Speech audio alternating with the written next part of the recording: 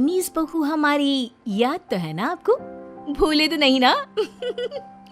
हाँ भाई, थोड़ी देर में ही सही, लेकिन चाइनीज बहू की कहानी आ ही गई। क्या हो रहा है ये देश में? चाइना ने तो आतंक ही मचा रखा है। अरे क्या हो गया, क्यों चाइना को कोसता रहता है? भूल मत, तेरी ससुराल चाइना की ही है। हाँ माँ, पर ये देखना, लड़ाई झगड़े, ये बीमारी, ऊपर से ये देश कितना चालाक है, अंदर न जाने क्या क्या करता रहता है। तभी अंदर से बहू की चिल्लाने की आवाज आती है। अरे क्या हो गया बहू, क्यों चिल्ला रही है? माँ जी, ये देखिए, ये रूस ने यूक्रेन की हालत क्या कर दी है।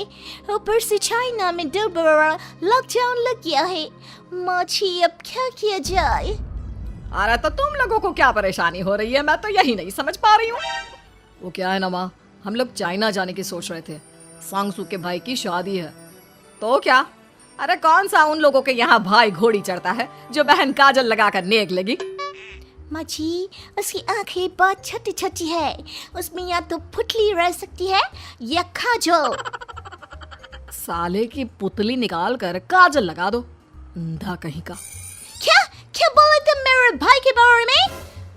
अरे नहीं नहीं बहू, वो तो बोल रहा था कि तुझे नेक मिल जाएगा, है बहन है ना तो उसकी। नहीं नहीं माँ जी, मैं सब समझती, ये मेरे भाई का मजाक बनाते रहते। कितना सीधा है मेरा भाई, बिल्कुल छिपकली जैसा। नहीं नहीं बहू, सीधा गाय जैसा होता है। सही पकड़े हैं माँ जी। हाँ, तो मेरे भाई की शादी है, मैं चाइना जरूर जाऊंगी। तभी एक पड़ोसन आ जाती है। अरे नहीं नहीं बहू, तू कहीं ना जा, हम लोगों का मन कैसे लगेगा तेरे बिना। ले बहू, तेरे भाई के लिए ये शॉल रख ले, हमारी तरफ से गिफ्ट कर देना। अरे सब कितने अच्छे हैं, मेरी चाइनीज बहू को कितने प्यार से तुम लोगों ने एक्सेप्ट कर लिया। सच में बड़ी भाग्यशाली हूँ मैं। कैसी बात कर रही है? ये तो हम लोगों के देश की खूबसूरती है कि हर किसी को दिल से अपना लेते हैं, बस वो भी दिल से हमें अपना समझे। कैसी बात कर रही हैं आंटी जी? मेरे लिए आप सब सासू माँ जैसी ही हैं। मुझे भारत बहुत अच्छा लगता है, ये सबसे अच्छा देश है, मेरा भारत महान। वैसे भी लड़की की शादी जहाँ होती है वो तो वहीं की हो जाती है ना। जीती रे बहू, सही बोल रही है। औरत तो होती ही पानी की तरह है, जो जहाँ जैसे रखे वैसी ही शेप ले लेती है। आंटी जी, ये थोड़ा सा ज्यादा हो गया, समझ नहीं आया। नो प्रॉब्लम, मैं चाय बना कर लाती हूँ। फिर क्या, वो दिन भी आ जाता है जब बेटे बहू को चाइना जाना पड़ता है। वहाँ जाकर बहू का भाई कहता है, मेरे बहन आ गए, मेरे बहन आ गए। मैंने सबको बोला कि सब हिंदी में बात करेंगे, नहीं तो बहन नाराज हो जाएगी। थैंक्स बॉय, हिंदी मेरी भाषा है। आप मुझे उसमें बात करना अच्छा लगता है। आपने जीजा जी से मिलो। ओ बहन, तुम अंदर चलो। सभी बहू को अंदर लेकर चले जाते हैं, लेकिन सांगसू का पति, वो तो बेचारा चाइना के ससुराल के आंगन में अकेला खड़ा रहता है। काफी देर तक जब कोई उसे नहीं पूछता तो वो माँ को घर पर फोन करता है। हाँ बेटा, पहुँच गए ना कुशल मंगल? हाँ माँ, लेकिन सांगसू पता नहीं कहाँ है, वो तो अंदर गई है, तब से बाहर आई ही नहीं। अरे कैसी बात कर रहा है, तो तू अंदर चला जा, तू बाहर क्यों है? अरे दामाद है तू वहाँ का, उन लोगों ने तुझे बिठाया, चाय पानी कुछ नहीं पूछा? नहीं ना माँ। तभी सामने से सांगसू आती है। क्यों आप अभी तक तैयार नहीं हुए? और ये बैग लेकर क्यों कमरे से बाहर आए? इसे वहीं रख देते। कमरा? कौन सा कमरा? अरे कैसी बात कर रही हो, जब से तुम अंदर गई हो मैं बाहर ही तो खड़ा हूँ। बहू को बहुत हैरानी होती है और गुस्सा भी आता है। तभी उसका भाई और माँ आ जाते हैं। और सांगसू, अंदर खाना लग गया है। पहले ये बताओ कि मेरे पति को किसी ने खाना या पानी क्यों नहीं पूछा? वो भारत से ससुराल पहली बार आया है, वो भी मेरे कहने पर।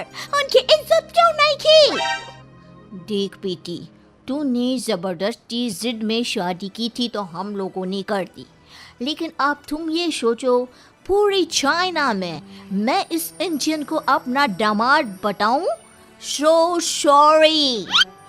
हाँ सांगसू, और तुम भी चुप रहना, नहीं तो वो लोग मेरी शादी तोड़ देंगे। ओह, ऐसी बात है।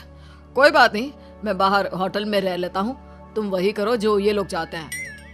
कैसी बात कर रहे हो? शादी के बाद पति जैसा भी हो, जो भी हो, पति होता है। वैसे भी तुम्हारे पूरे परिवार ने, सबने बिना सोचे मेरा साथ दिया, मुझे एक्सेप्ट किया और प्यार किया। मैं अपने देश में आपको अकेला कैसे छोड़ सकती हूँ? ये हिंदी फिल्म का ड्रामा बंद करो, मैं अब ये बर्दाश्त नहीं करूँगी। चुपचाप अंदर चलो, नहीं तो ये शादी वादी यहीं खत्म करके इसे अकेले ही इंडिया जाना पड़ेगा। कैसी बात कर रही हो माँ? ये मेरे पति हैं।